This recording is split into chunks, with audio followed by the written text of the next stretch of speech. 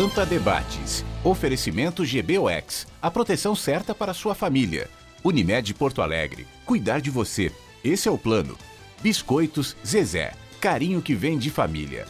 Banrisul e você. Nossa parceria faz a diferença. Use o app para gerenciar sua conta. Estamos iniciando mais um Pampa Debates. Nesta sexta-feira santa, acredito que todos os nossos debatedores já comeram seu bacalhau hoje, ou vão comer à noite, ou já comeram seu peixinho. De qualquer forma, hoje é o dia do peixe, né? Cumprindo o nosso ritual religioso aqui no Brasil, onde é a nossa religião primeira. Mas eu tenho o prazer de receber ilustres convidados, a começar pela nossa magistrada, a juíza do trabalho, Mariana Piccoli Lerina, que nos dá o prazer de, nesse momento onde se imagina que tantas demandas trabalhistas acontecerão, e é importante que ela esteja presente aí para nos esclarecer o que vai acontecer, mas principalmente o que está acontecendo nesse momento. Prazer dela aqui, doutora Mariana. Prazer, boa tarde. Como é que está a situação? Alguma notícia de movimentações de sindicatos, enfim? Ou ainda a coisa está muito calma, acautelada, esperando para ver o que vai acontecer? Sim, Paulo. Boa tarde aos nossos telespectadores. Eu vou cumprimentar também aos meus colegas de mesa aqui de debate.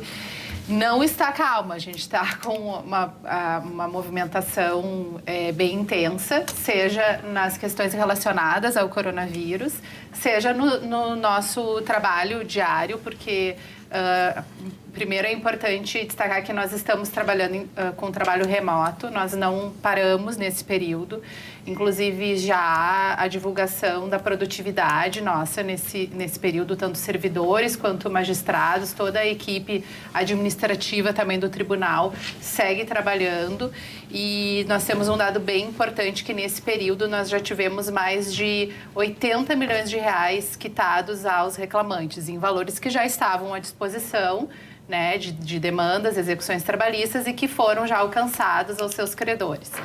E em relação ao trabalho voltado ao coronavírus, nós já tivemos diversas demandas trabalhistas, seja envolvendo sindicatos, o Ministério Público do Trabalho, trabalhadores de forma individual e abrangendo os mais diversos temas, seja a garantia de acesso a equipamentos de proteção individual, seja afastamento de trabalhadores em serviços essenciais que sejam do grupo de risco, sejam também mediações que já foram realizadas para pagamento de verbas rescisórias e também para redução de jornada e redução de salário para assegurar a manutenção dos empregos, inclusive antes da edição das medidas provisórias que foram editadas recentemente, agora nos últimos dias. Bom, obviamente que todos nós estamos imaginando uma grande demanda depois, né, dessas medidas iniciais e dessas decisões de governo de paralisa completo, de joga as pessoas no home office. E obviamente tem muita gente que está com dificuldade de pagar seus funcionários, muitas demissões ocorrerão, as MPs do governo federal estão surgindo aí, agora muito mais medidas da própria saúde e que vai refletir no próprio trabalho. Então, se a demanda está grande agora, nós vamos imaginar que isso vai se multiplicar e muito para um futuro bem próximo aí. Mas, em todo caso, eu acho que está em boas mãos. Nós confiamos, acreditamos na Justiça do Trabalho e as suas decisões. Aline Colombo, a Aline se antecipou, fez um belíssimo projeto aí, que me apresentou de um hospital de campanha. Parabéns, Aline. Houve uma decisão do Grupo Piranga, do Grupo Gerdau, de fazer um hospital de campanha. Ia ser um hospital para ser desmontado depois, mas resolveram fazer algo mais permanente, usando a expressão da Copa do Mundo, de triste memória para todos nós, né? Vai ficar como legado do coronavírus esse hospital. Mas parabéns pela iniciativa, né? Se alguém precisar, já tem em Cachoeirinha 800 metros quadrados, já tem várias centrais. Ambulatórios, né, em cidades, né? Mas como é que chama essas... Unidade de saúde, ambulatório. Unidade de saúde, triagens. Triagens. Centros de triagem, né? Isso. Também já tem instalados por vocês aí, parabéns. Sim, muito pela obrigada. nossa Colombo. Boa tarde a todos, boa tarde, doutor, boa tarde, doutor Paulo.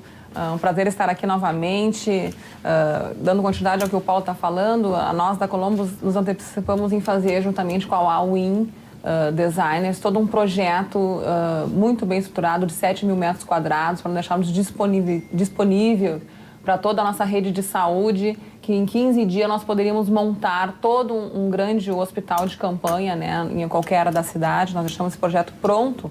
Que bom que a gente vai ter a oportunidade de não usá-lo, né? Que a saúde pública do nosso povo é muito mais importante. Mas sim, que tem uma empresa gaúcha, né, Paulo, que tem condições de fazer isso aqui em Porto Alegre. Mas gostaria de agradecer, sempre quando eu aviso que eu vou vir aqui no Pampa, eu recebo dúzias e dúzias de WhatsApp, de informações dizendo que se sentem representados, o pessoal da Zona Sul, da Restinga, de Alvorada, de Viamão. Quero agradecer a todos vocês que me mandam essas mensagens, né? Dizendo que se sentem representados aqui, porque o programa é muito elitista, Paulo. O povo me diz. E aí, quando eu venho aqui, o povo se sente representado. Plural. Tanto em profissões, só nessa fase agora que eu determinei aí que a cada programa tivéssemos um médico no programa. Né? Sim. E eu estou vendo que daqui a pouco nós vamos ter que ter um juiz do trabalho, um magistrado do trabalho para o programa. Sim, e é muito bom. Tá uma demanda. E é muito bom a gente ver isso, né? Eu aqui como empresária, né, tendo a juíza, porque é um momento de entendimento, né, de bom senso para todos os lados. Eu venho aqui também hoje como diretora da Associação Brasileira dos Organizadores de Eventos, né, com a seccional Rio Grande do Sul, também para nós falarmos sobre a nossa classe, que nós temos, somos 13% da força de trabalho nacional, né, são milhares e milhares de produtores de eventos, de montadores de estandes, de marceneiros, de pessoal de limpeza, de técnicos de som, de luz, de carregadores, toda a área de entretenimento, né? Nós somos milhares de profissionais que trabalham como freelancers, como MEIs, como RPA, né? E que nosso setor foi o primeiro a ser cancelado no mesmo dia em que saiu as determinações de cancelamento das aglomerações. Os nossos eventos todos foram cancelados e serão os últimos a serem retomados, né? No nosso setor não temos nenhum evento confirmado 100% antes de novembro. As feiras até do Elvio, nosso parceiro, já foi transferida, nem mesmo a Expo Inter também ainda está... Então, existe nós temos uma insegurança com referência à data da última semana de agosto. Então, o nosso setor de trabalho foi diretamente atingido, né? Nós somos milhares e milhares de trabalhadores que estamos sem renda, muitos já passando muitas necessidades dentro de seus lares, né? Então, a ABOC Rio Grande do Sul está fazendo um movimento desde sábado passado, onde nós estamos arrecadando cestas, né? Junto com um grupo de montadores do Vale dos Sinos, para poder atender essas famílias que estão já diretamente vulneráveis a passarem fome, né? E cerca disso nós temos todas essas pessoas que nós estamos diretamente hoje montando. A minha empresa hoje é um centro de arrecadação e também outras empresas para poder atender diretamente essa população que já está passando necessidade.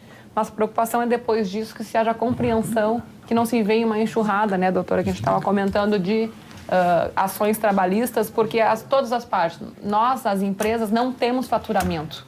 Nós não teremos, né, como segurar essa estrutura se não houver feito. Doutor Roberto Borges está estreando no programa, mas é um assíduo assistente do programa aí. Verdade. Que nos causa grande prazer, um médico cardiologista da nossa Santa Casa. E eu tenho um apreço pela Santa Casa. Sou irmão da Santa Casa, né, então tenho uma especial admiração pelo trabalho dos senhores naquele que é um centro hospitalar por excelência, né? Nós temos expertise.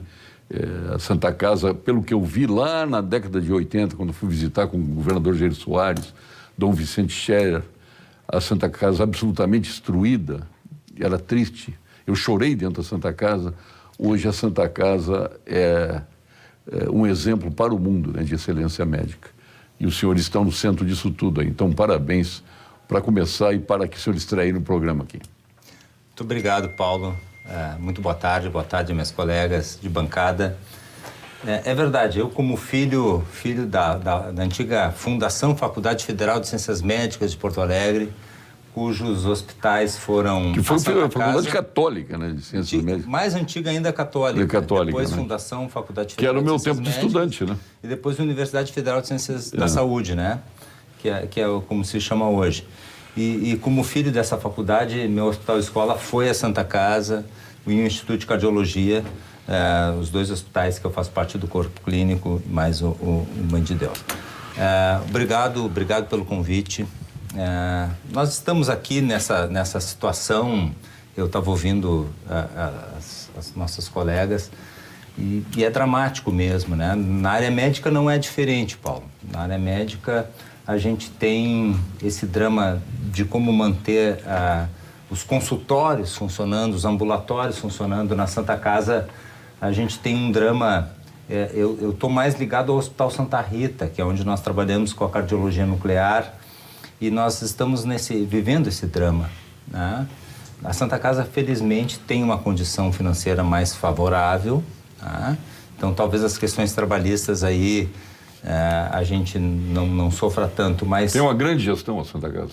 Uma gestão maravilhosa, uma gestão que é um exemplo para o exemplo lá do país. Tem o nepotismo de qualidade, o Alfredo Engler e o Ricardo Engler. O Alfredo é o provedor e o Ricardo é o homem das finanças. O homem das finanças. Mas, de qualquer forma, o doutor Júlio lá fez um trabalho magnífico. Júlio, maravilhoso. Os diretores dos hospitais.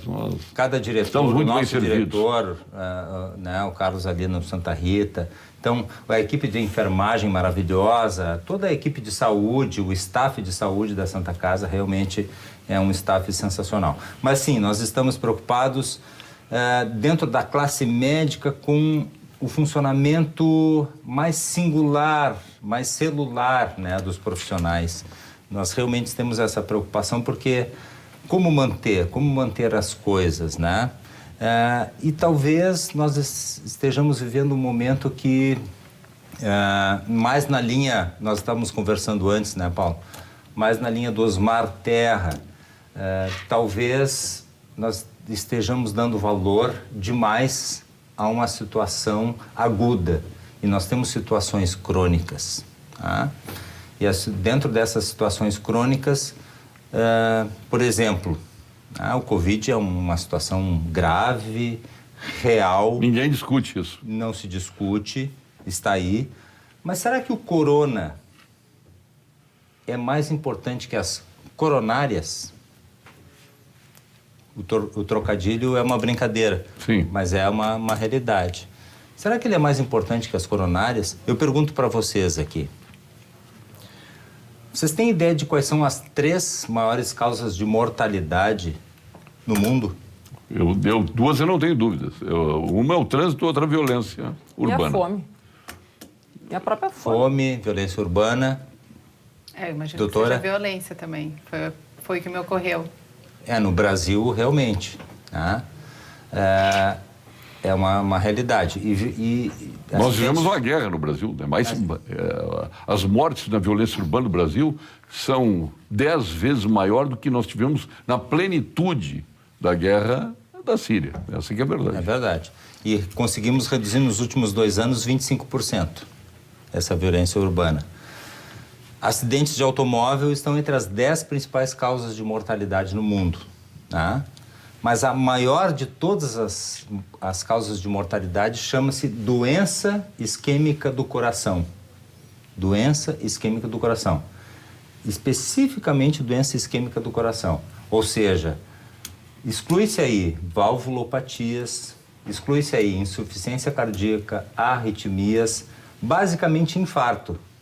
Sabe quantos milhões de pessoas matam? Eu não estou falando milhares. Milhões. Milhões de pessoas matam por ano o infarto? 10 milhões de pessoas.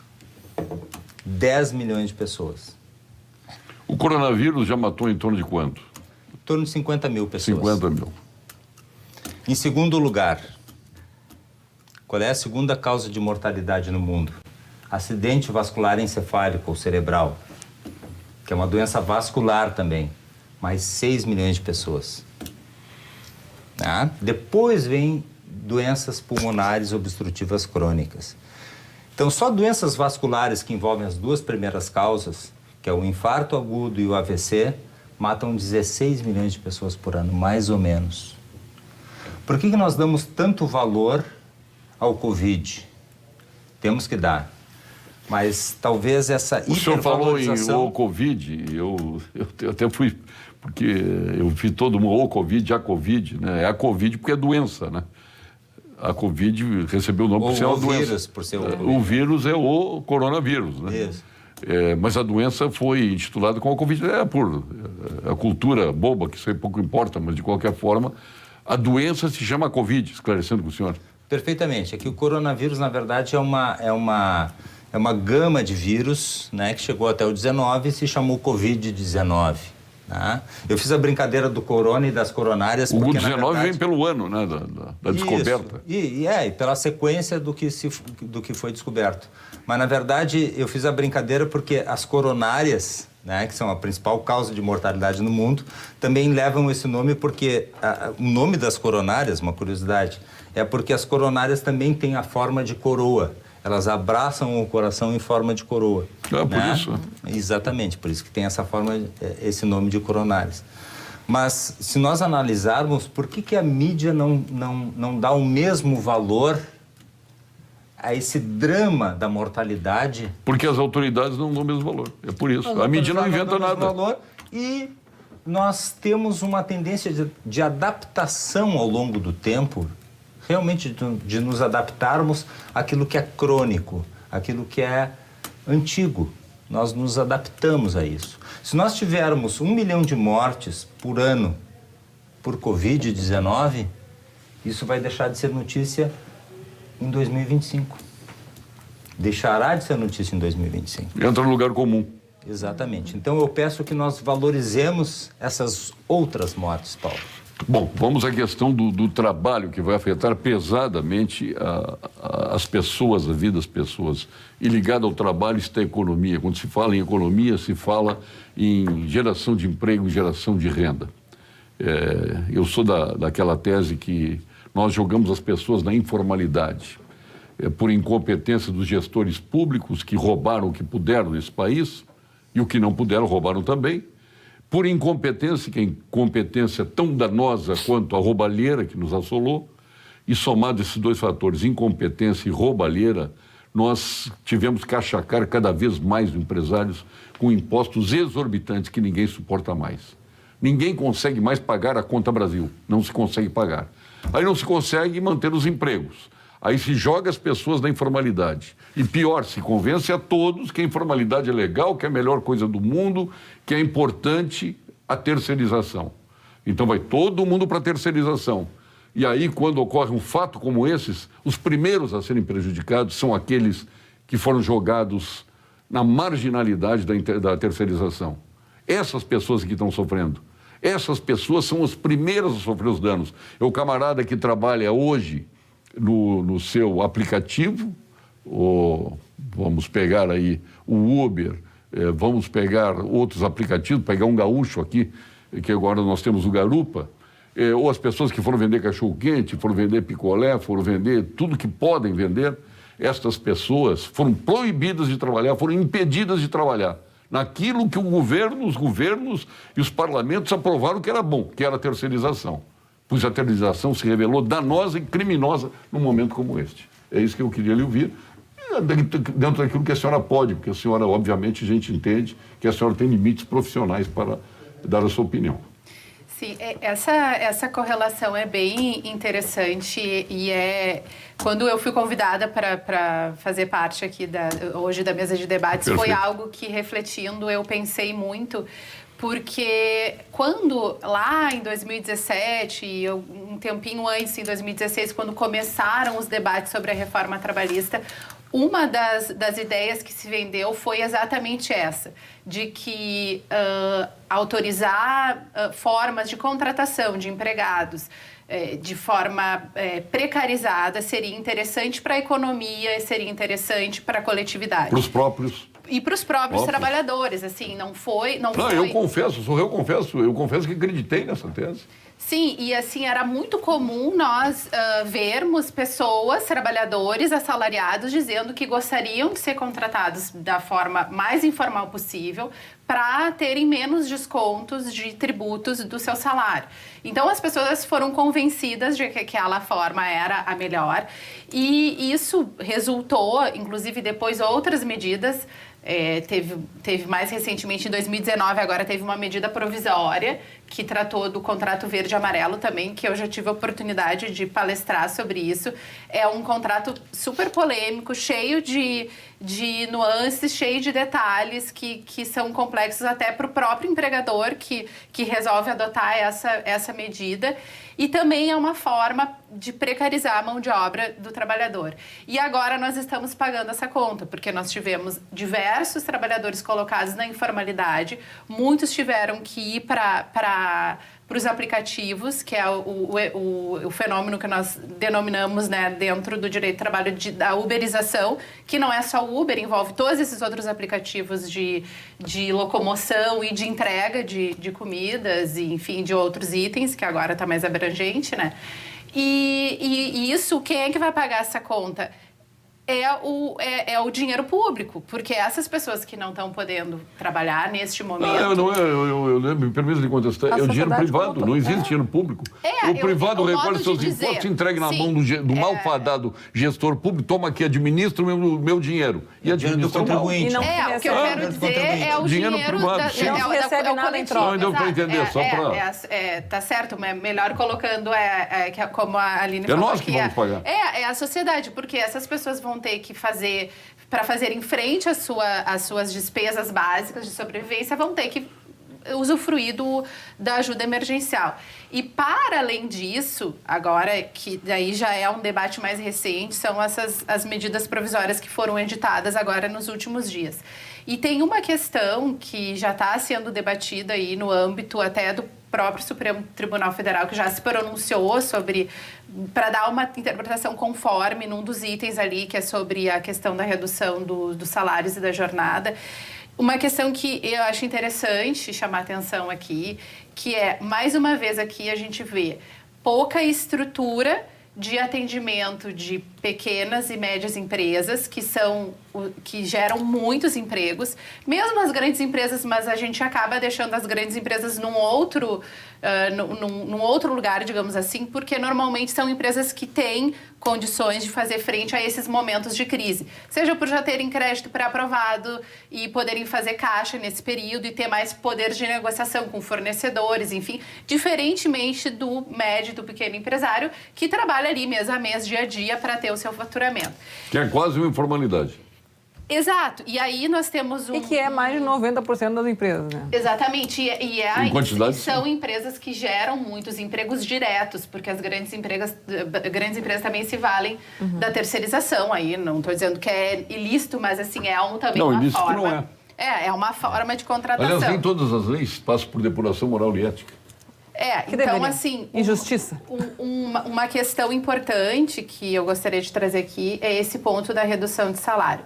Porque a medida provisória que trata, tem a 927 e a 936. A 927 fala dos percentuais de redução, que são redução de 25%, 50% ou 70% do salário com a redução proporcional da jornada.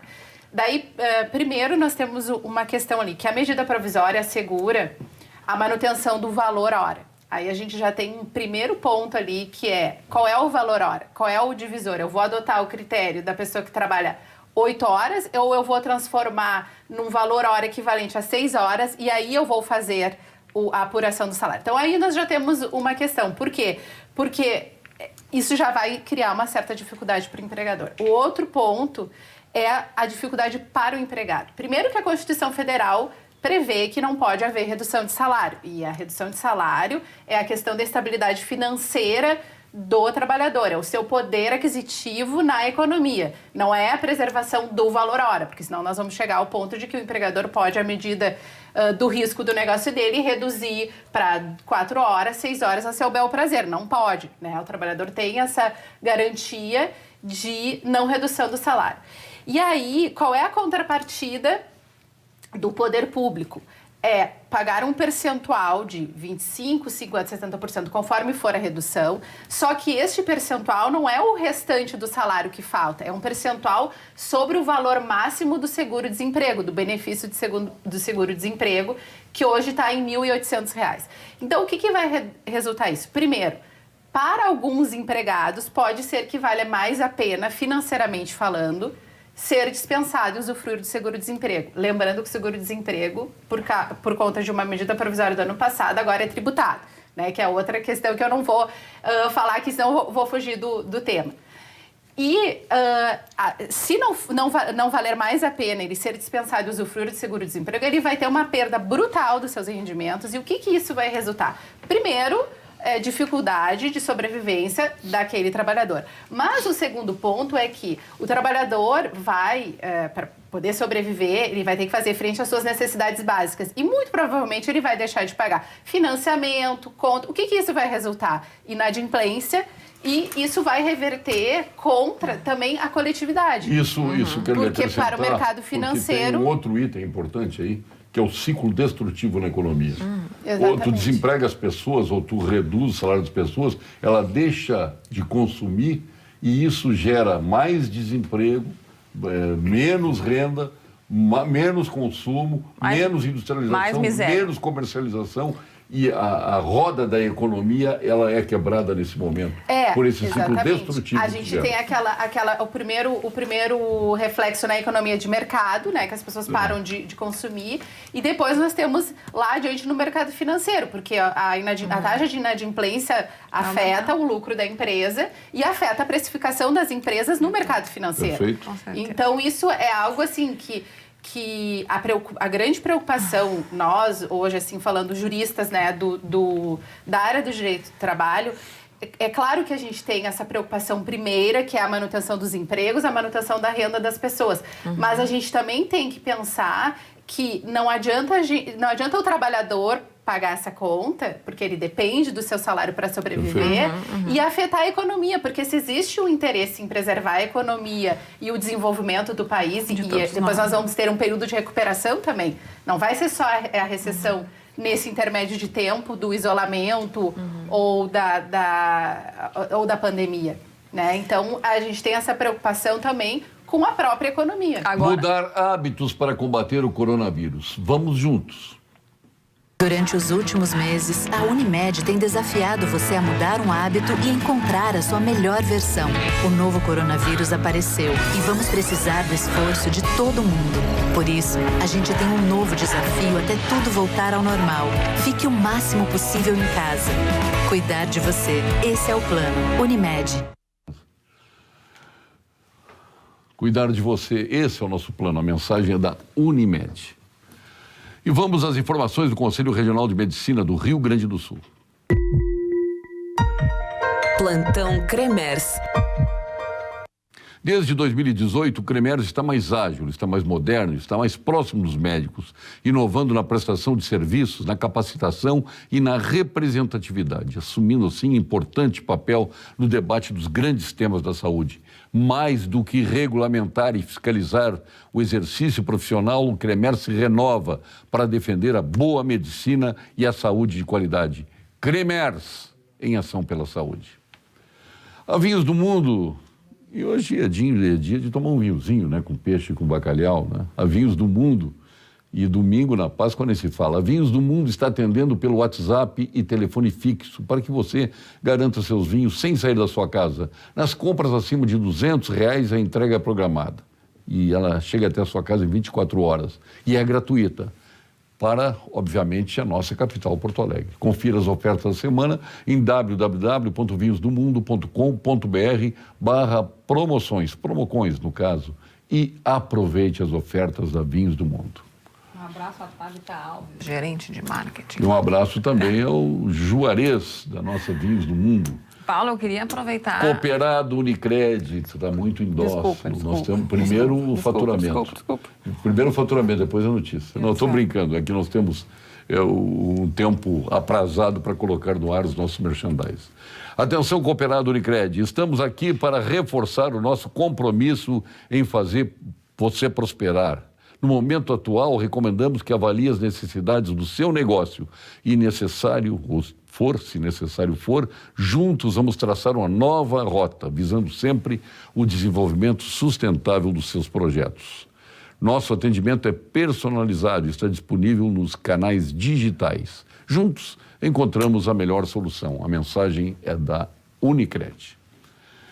A tradicional grife de chocolates finos Copenhague, que todos conhecem, né? A mais tradicional do mundo, traz uma Páscoa saborosíssima para todos nós, com muitos ovos exageradamente recheados. Então crie histórias inesquecíveis e leve alegria para quem você mais ama, sem sair da sua casa. Presenteie aquele amigo que não abre mão do delicioso chocolate Copenhague. Lá, na Copenhague, você vai encontrar uma variedade de ovos Sulgood, 60%, 70% cacau, língua de gato, crocante, lajotinha, melt, deluxe, e tem muitas outras ofertas e produtos para alegrar a sua Páscoa. Peça agora.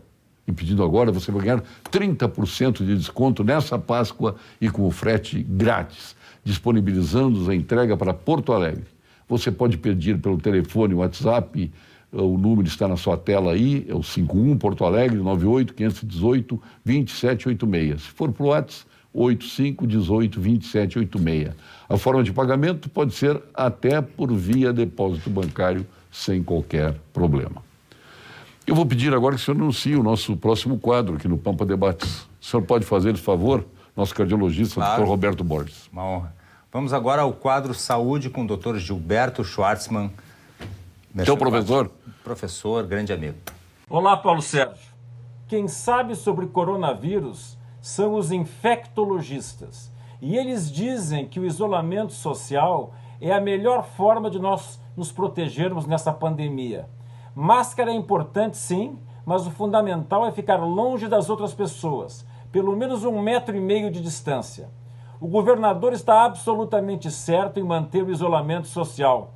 A reabertura da atividade econômica só se for bem planejada e fiscalizada, Paulo Sérgio, para evitar aglomerações e garantir o distanciamento entre as pessoas. Do contrário, teremos uma tragédia. Isso não é brincadeira. Morreram 900 pessoas ontem na Inglaterra. E não há prova de que a cloroquina funcione contra coronavírus. Nenhum infectologista de nome no mundo recomenda a cloroquina. São todos ignorantes, Paulo Sérgio. É o presidente da República, o nosso grande especialista em infecções. Lembra quando o governo se apaixonou pela fosfetanolamina, que curava todos os cânceres? Onde é que anda esse remédio, Paulo Sérgio? Desapareceu. Isolamento social, máscara, distanciamento entre as pessoas, isso é o mais importante nessa pandemia. Um abraço. Aline Colombo estava em dócil. Fale, minha empresária. Eu estava pensando aqui, né? Onde nós, empresários, meus colegas empreendedores e pequenos empreendedores, nós vamos, né? Que camisa de 7 varas nós vamos se enfiar, como diriam os portugueses antigos, né? Porque, como a doutora já nos falou aqui, né? A gente tem hoje uma medida provisória 936 que diz que nós podemos suspender por 2 meses os contratos de trabalho que o governo vai dar uma ajuda. Mas essa diferença salarial, né? O trabalhador que ganha hoje R$2.000 e que vai receber 1.200, essa diferença já vai dar, né, uma discussão. A medida provisória diz que eu posso fazer isso, mas imagina as enxurradas de processos trabalhistas que virão em cima de nós, empreendedores e pequenas empresas, que já estamos sem trabalho, que já estamos com todos os nossos eventos cancelados, com todas as nossas aglomerações, que é a fonte do nosso trabalho, sem previsão de retomada ou com uma previsão inconstante, né? Então, eu já quero aqui mais pedir exatamente assim, uma atenção para esse nosso setor, que movimenta 13% da nossa economia nacional, porque nós temos milhares de trabalhadores que estão desempregados, que vão ficar mais, e que ainda, por outro lado, milhares de empresas que já estão quebrando, porque não tem um fôlego econômico para aguentar 2, 3, 4, 5 meses sem faturamento, que é o caso da maioria das empresas, né? E que aí nós temos que ter toda essa... Nós não precisamos de crédito, nós vamos precisar de crédito, nós vamos precisar de ajuda, nós vamos precisar de atenção, nós vamos precisar que as pessoas tenham coragem, que os promotores de eventos tenham a coragem de retomar com força, com pujança e com justiça, né, esses nossos eventos. Tivemos muitos problemas agora enquanto a Expo Agrafubra, ela estava toda montada, ou seja, nós montadores, pessoal, todos os eventos já estavam com a feira montada, então o nosso custo, ele foi 100% realizado, né? E a feira não aconteceu. E, infelizmente, tivemos muitos expositores de má fé que queriam a devolução do seu dinheiro, Bom, agora nós temos que pensar na volta, já que não planejamos os acontecimentos e criamos aí o debate da saúde versus o trabalho, representados a saúde pelo Mandetta e o trabalho pelo Bolsonaro.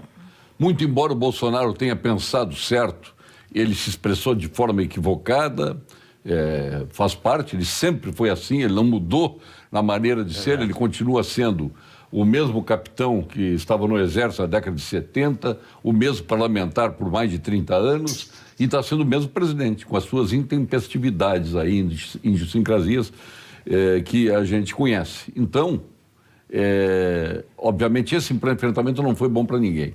Então, o princípio da igualdade não existiu. Se de um lado o supermercado... Volto a dizer, tem supermercadistas que pode achar, não, Paulo Sérgio, que fecha, não quero que feche supermercado. Quero supermercados abertos, com um critério de abertura, número de funcionários por metro quadrado, número de clientes por metro quadrado, mas quero todo o comércio aberto da mesma forma, higienizando como se está fazendo. Como não se fez isso, daqui a pouco, doutor, me surge a questão da máscara. Não se falava em máscara. Daqui a pouco, EAD de máscara, site de máscara, página de máscara, gente ensinando, fazendo máscara, canais de televisão colocando gente fazendo máscara, apresentadores mostrando como é que se faz uma máscara. Eu digo, pô, é a saída. Agora bota máscara em todo mundo e abre comércio. Mas eu acho que essa fase até já passou, porque não aproveitaram. Agora está com um dilema. Como é que sai dessa? A desobediência civil está aí. As pessoas estão nas ruas, as ruas estão lotadas, os bancos, então, não têm a distância mínima, as filas estão aí, as pessoas aglomeradas na frente dos bancos, e, no meu entender, quem colocou as pessoas ali nos bancos foi o governo federal. E agora, como é que está essa questão de catavelho em parque, praças, que ainda bem que o Ministério Público não deixou isso acontecer em Porto Alegre, senão os idosos... As pessoas passaram a vida inteira trabalhando, viveram tudo na vida, submetidas a uma multa por decisão de um prefeito. Ainda bem que não aconteceu. E agora? O Parcão estava cheio. A orla do Guaíba lotada ao fim de semana. E aí? Aí não pode trabalhar? Só para trabalhar aqui não. As mesmas pessoas que estavam no fim de semana no Guaíba foram para casa em confinamento no dia de semana. Não foram trabalhar. Olha, convenhamos. Doutor, nos ajude aí. É difícil de ajudar, viu, Paulo? Porque... Tem que pedir para os dois aqui, ajuda, né? Aqui, ainda bem que é uma convergência aqui, não é o Bolsonaro nem o Mandetta, exatamente. Né? É o bom senso. É o bom senso. Na verdade, eu estava ouvindo o doutor e pensando como é confusa a nossa legislação, né? Não só trabalhista, a nossa legislação, nossa Constituição, enfim.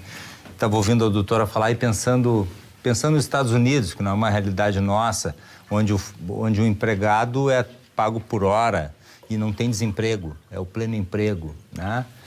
Nós chegaríamos a esse ponto, é difícil, e ao mesmo tempo eu acho que os paradigmas vão mudar depois desse processo todo, depois dessa pandemia, tanto na área do trabalho quanto na área do empregador.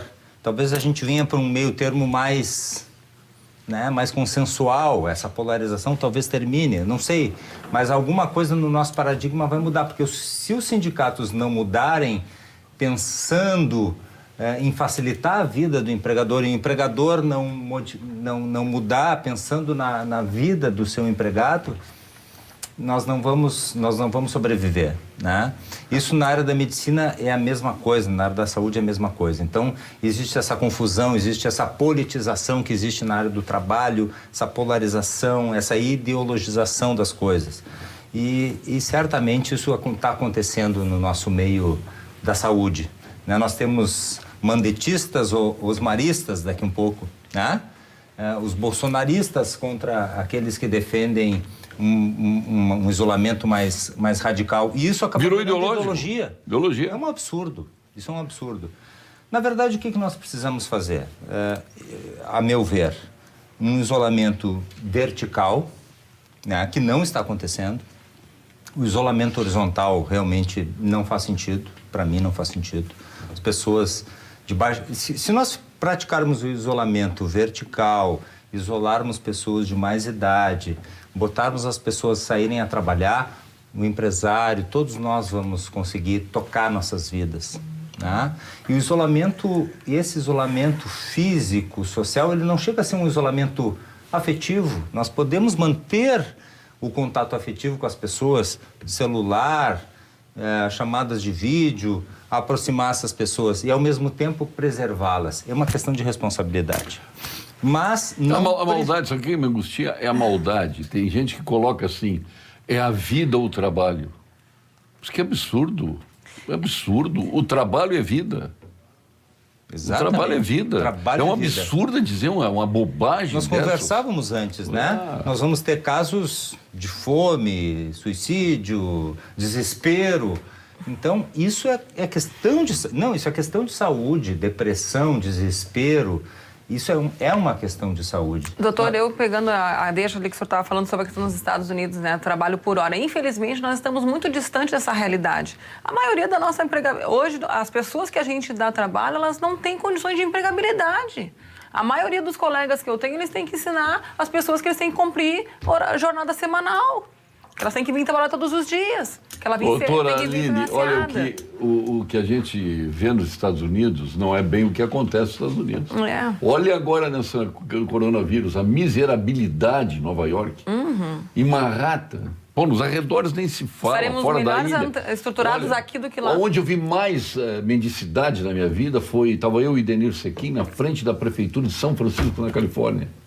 Um parque imenso, lotado de pessoas paupérrimas, paupérrimas. E aqui seria pior ainda se fosse por hora de trabalho, porque o empresário hoje ele tem que ser um educador. Né? O empresário, além de tudo, porque não tem...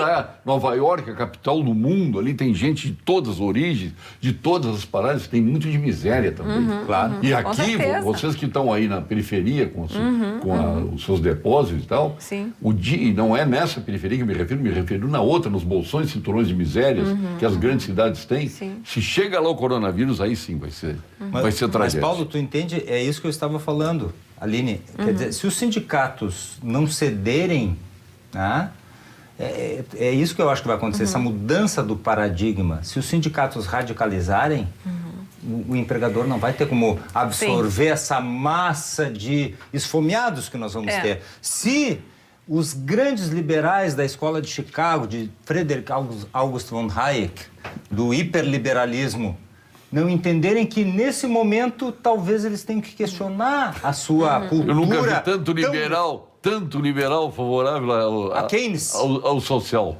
Daqui um pouco... Mas já será que mudando nós, de novo. eu que sou talvez um liberal ou um conservador liberal, já estou revendo meus conceitos. O Estado... acaba sendo necessário. Né? Imagina uma situação de guerra, não é uma guerra mundial, uma guerra planetária. Porque, mas o que eu quero Os Estados Unidos é um país liberal? É um país liberal.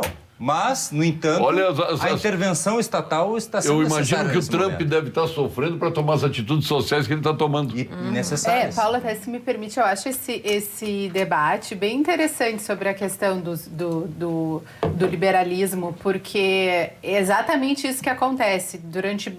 Assim, boa parte dessa discussão se fala na necessidade da intervenção do Estado, que antes se defendia o Estado zero, ou o Estado mínimo, ou até o Estado zero, né? Porque o serviço depois público... o Estado necessário. Porque eu falo como uma servidora pública, lato sensu falando, né? E a gente sabe como o serviço público é atacado. Só que agora as pessoas estão vendo a necessidade do serviço público, a necessidade, a importância, inclusive, da Justiça do Trabalho. Agora, hoje, até saiu um levantamento do Conselho Nacional de Justiça. A Justiça do Trabalho em todo o Brasil já destinou mais de 200 milhões de reais para ajudar no combate ao coronavírus e indenizações trabalhistas, em fundos que é um diálogo entre empregadores, sindicatos, Ministério do Trabalho e Justiça do Trabalho. E aí, só um parênteses que eu queria falar, que a Aline fez uma colocação aqui sobre a questão, o doutor estava falando sobre os Estados Unidos, e é exatamente isso, Paulo, que a gente gosta muito de ter esse parâmetro dos Estados Unidos, mas lá não é tão liberado assim como falam, e existe um um controle rigoroso também de normas trabalhistas e existe, inclusive, uma especialização lá para análise de reclamações trabalhistas. Lá eles usam muito as class actions, né, que falam que são as ações coletivas que têm, assim, um trabalho importantíssimo lá. Então, na verdade, a coisa não é tão solta assim como a gente se fala. Fantasia. Mas é que, claro, eles têm uma economia bem diferente da nossa, né? Os Estados Unidos é uma potência. Então, isso também ajuda que as pessoas tenham mais oportunidade. E aí chega no ponto da qualificação da mão de obra, que é exatamente isso. As pessoas não têm qualificação, por quê? Porque elas não têm todas as mesmas oportunidades, né? De acesso à educação e qualificação. Exatamente isso. E o que acontece, assim, a gente falando sobre sindicato, não só no meu setor, mas o grosso de muitos setores, nem sindicato tem. Em toda a nossa área aqui de eventos, não existe uma formalização, não existe um sindicato para eventos. Né? Alguns, assim, se aproximam, que a gente vai ter que adotar um sindicato, mas a informalidade do ponto de vista patronal, não, operário também, né? Não existe de montadores de estandes, não existe um sindicato, né? E aí é o que eu estava falando lá no início, né? O preço que a gente está pagando também da reforma trabalhista, porque é bom lembrar que lá em 2017 foi extinta a contribuição sindical obrigatória e muito se falava, porque não tem que ser não tem que haver essa obrigatoriedade. E aí o que aconteceu? Vários sindicatos não conseguiram se manter porque a receita era da contribuição sindical. Isso retirou brutalmente a capacidade de manutenção dessas entidades e, consequentemente, de fazer negociações coletivas. Isso foi tirando a representatividade. Doutor, aí tem muito, sabe o quê? Do empoderamento. Os sindicatos, eles foram ideologicamente envolvidos. Os seus dirigentes acabaram se entregando a determinadas ideologias e isso trouxe um prejuízo. Não estou dizendo só que vão dizer não ao PT, não. Aí entrou o PSOL, entrou o PSTU, disputa. Aqui quem destruiu aqui os dos eletricitários foi o PDT, na época, né? Não estou falando do PDT de hoje. Então houve esse empoderamento dos sindicatos do ponto de vista partidário ideológico. E isso aí, obviamente, criou um verdadeiro câncer no sistema. Né? Um sindicato que é para ser uma coisa boa, saudável, se tornou uma coisa absolutamente política. Esse é o grande problema. E destrutiva, né? E destrutiva também. E aí o que ficou? Né? A direita, obviamente, pegou uma raiva dos sindicatos e quando entrou para rachar na reforma, para acabar com o próprio sindicato. Justamente por ranço ideológico. Mas, Paulo, aí é que entra toda a contradição do sistema, né? Porque se acabou com a força dos sindicatos via extinção dessa contribuição, e tanto a reforma trabalhista quanto as próprias medidas provisórias agora sobre o combate à pandemia, que tratam das condições de trabalho nesse contexto de pandemia, incentivam a negociação coletiva. Então, é algo contraditório, porque como é que um sindicato fraco vai conseguir negociar com empresas, até com os seus próprios representados? Sim. Porque é importante também que haja essa noção de representatividade e de legitimação desse poder de representatividade. Perfeito. Que existe essa dificuldade também, né? De haver uma concordância dos trabalhadores com o rumo e o foco daquela eventual negociação coletiva. Mas o problema está na complexidade de tudo, né? Porque eu acho que as nossas leis, elas são maravilhosas, mas não para a realidade que hoje é. Porque até hoje, sobre esses contratos intermitentes, que foi uma nova legislação, que para o setor de eventos a gente começou a utilizar, porque os fiscais do trabalho não aceitavam as MEIs, né? Então a gente começou a contratar como intermitentes e tal. É tanta burocracia para a gente conseguir, convoca em 3 dias. Aí depois passa 7 dias, tem que indenizar. 13º, férias, é tanta burocracia. Eu quero fazer o certo, eu como empreendedora. Eu como empresária, eu quero fazer o certo, eu não quero pegar R$1 de ninguém. Mas é tanta burocracia para uma empresa pequena como a minha, que eu não tenho condições de ter 10 pessoas no setor de recursos humanos. O sistema fiscal e contábil no Brasil é um caos. É um caos. É um caos e ninguém quer mexer. E eu tenho certeza que eu falo com muitos os corporativismos, eles preservam a própria espécie. Isso é natural. Se eu estivesse lá, também ia procurar preservar. E quem é que paga o pato com isso? Hoje as leis não faltam no Brasil, sobra leis. E leis esdrúxulas, ridículas até. Mas atrapalha o trabalho, quem quer trabalhar, uma vez quem quer produzir, o Nelson só atrapalha. Jobim, o Nelson Jobim já tinha passado pelo parlamento, foi tudo na vida. Foi ministro do Supremo, foi ministro da Justiça, foi ministro de Estado, foi tudo na vida. O Jobim, ele me disse, se queres aprovar uma lei no Congresso Nacional, adjetiva o máximo essa lei. Atende os interesses corporativos, engambela. E a lei vira uma coxa de retalhos, né? Onde esse engambelar aí são retalhos, vai para a mão do advogado, escolher o retalho que o melhor lhe aprover e para o juiz entender o malfadado espírito do legislador. A situação de vocês é terrível, entender o que o legislador quer. Não é fácil. É mais do que terrível, é injusto e imoral com toda a sociedade. É a justiça como um todo. Olha, hoje, eu acho que ser magistrado do Brasil não é fácil. Claro que não. Não é fácil. Porque as leis, elas não são definitivamente leis que tenham passado por processos morais e éticos. Eu cito aqui umas quantas que não têm processo moral e ético, infelizmente. Mas essa tese do Nelson Jobim que eu concordo Paulo, com ela. no fim tu acabaste me perguntando a respeito das máscaras. Sim.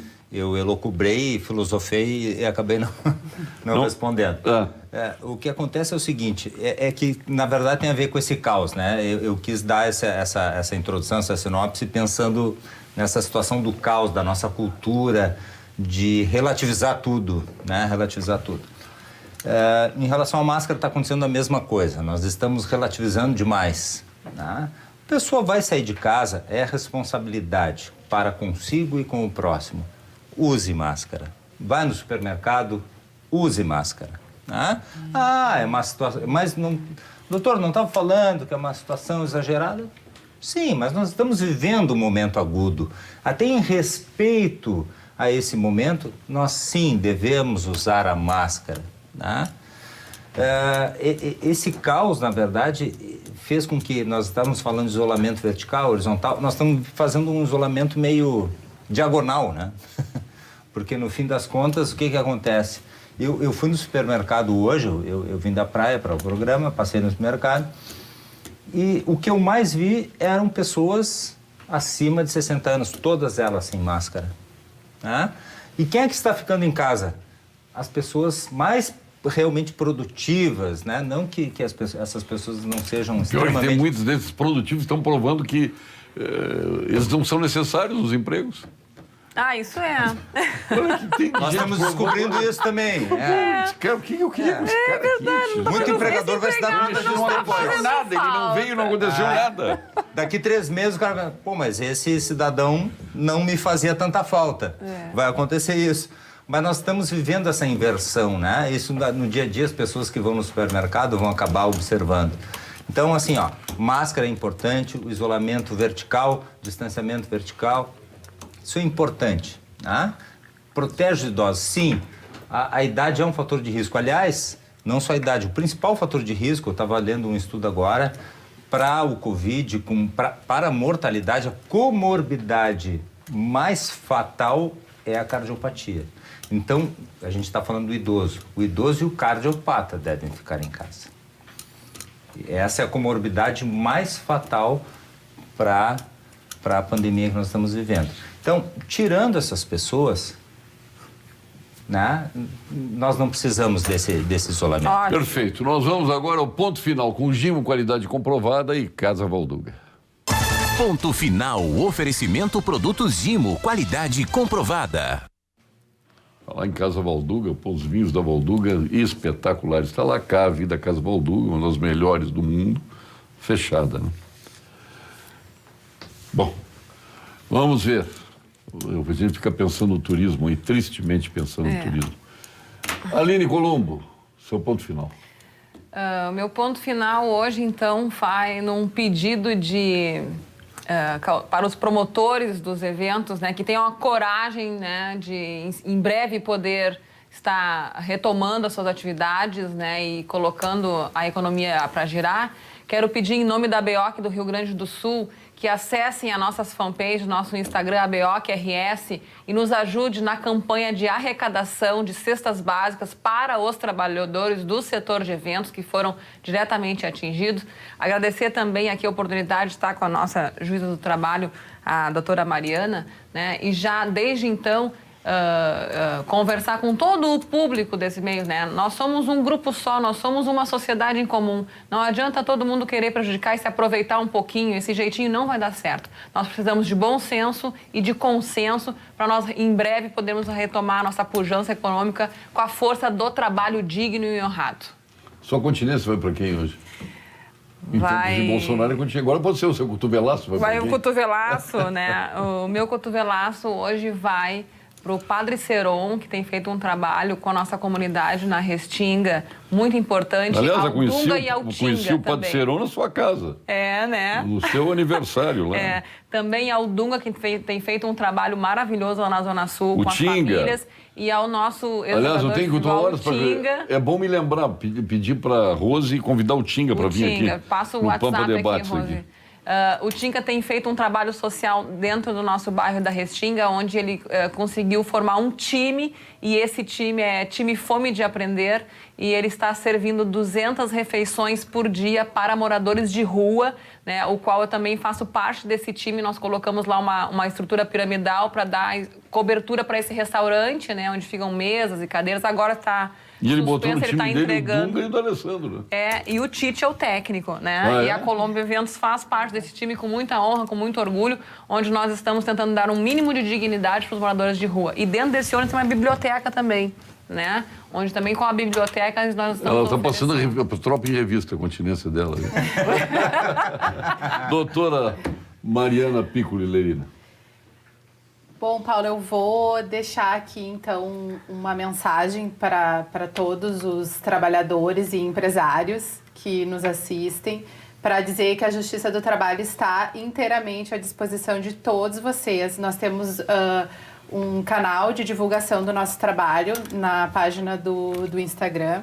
E nós temos também um trabalho muito forte com mediação. Até eu estava comentando com o doutor quando a gente estava entrando aqui para o programa.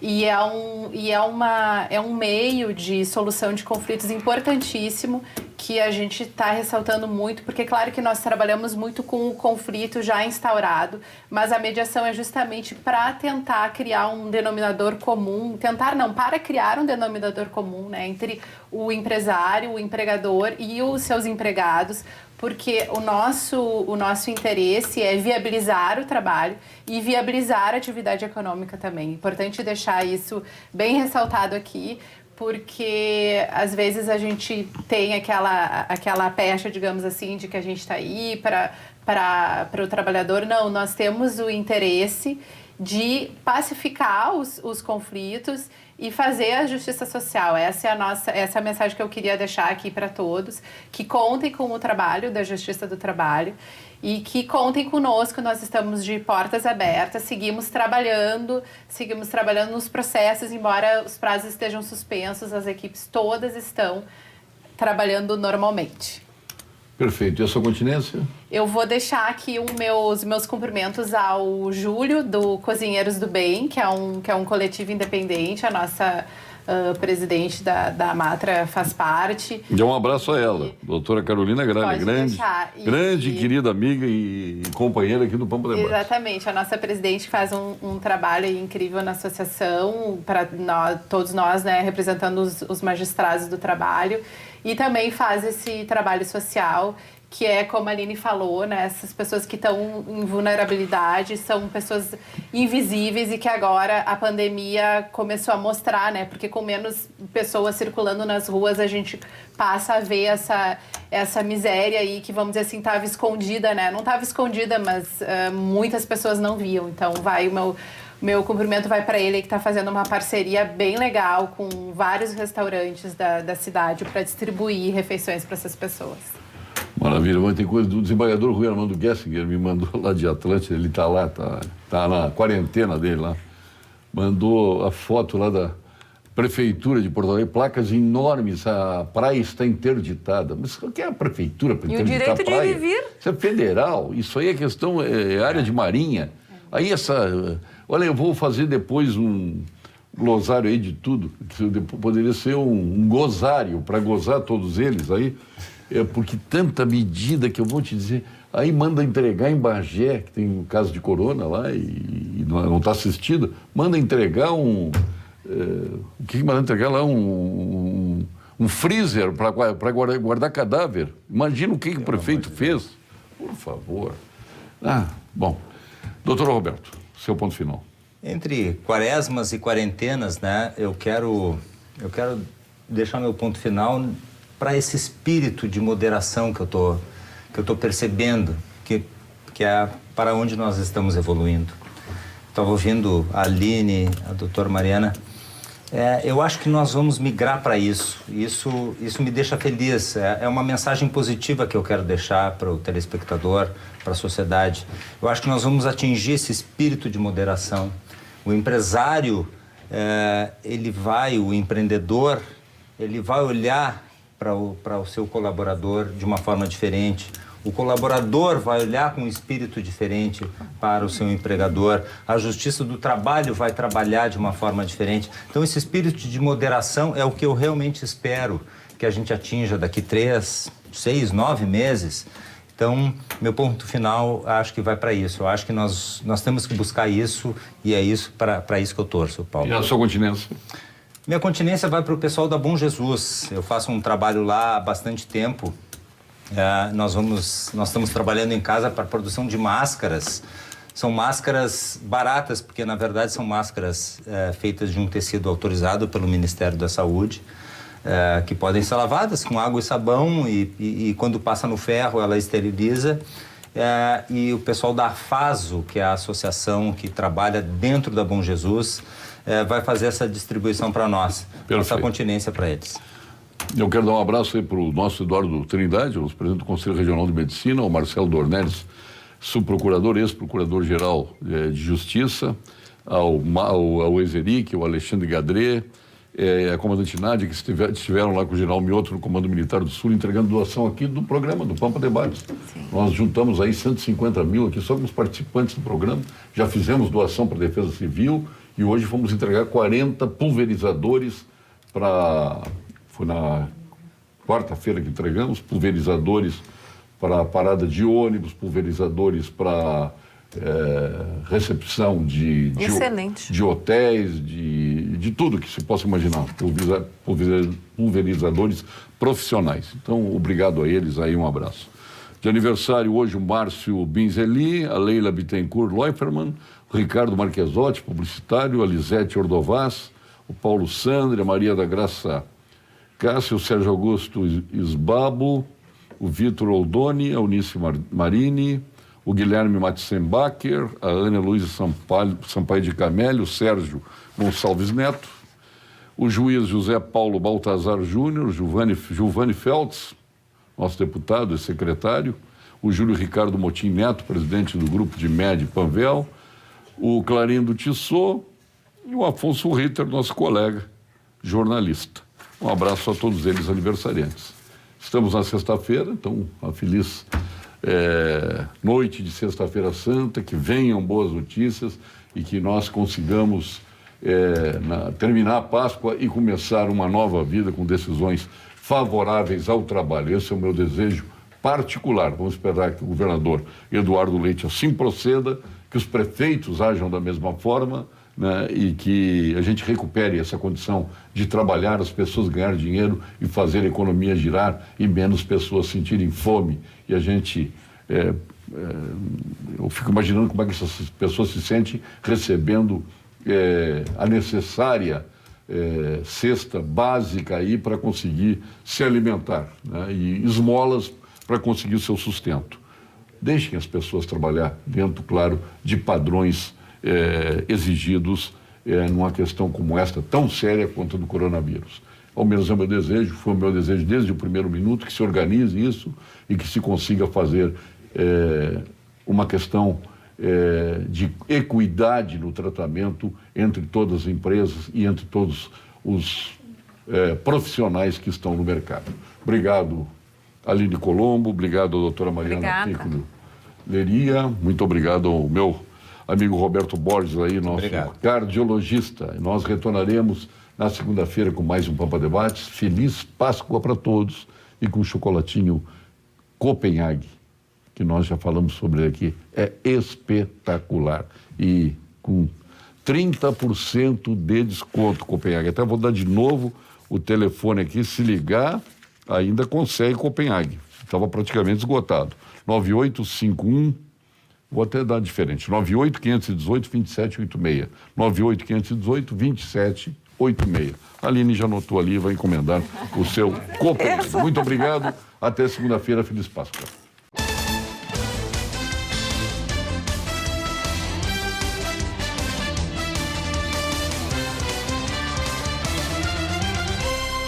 Pampa Debates. Oferecimento GBOX. A proteção certa para a sua família.